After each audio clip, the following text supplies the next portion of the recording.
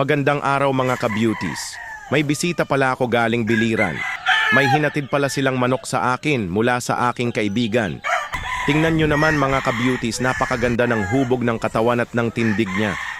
May mga winning history na pala to sa laban at ramdam ko ang peklat sa kanyang tagiliran. Di lang pala paghatid ng manok ang sadya nila sa akin. Yung isang hobby ko talaga ang sadya nila. Isa rin pala akong fancier at ito ang isa sa nakahiligan ko. Pumunta pala sila dito para kunin ang breeder na na-acquire ng aking kaibigan. Dahil sa mga newbie tong dalawang to sa larangan ng pagkalapati, ipinakilala ko na lang rin sa kanila ang mga breeders na meron ako at ang history ng ilan sa mga to. Sayang nga lang dahil wala akong stock na pwedeng ibigay sa kanila. Kaya sinabihan ko na lang na baka sa susunod pagbalik nila ay may mabigay ako kung meron man. Sa mahilig sa kalapati dyan, kilalanin nyo pala sila sa susunod kong video tungkol sa mga to. Ingat palagi mga ka-beauties!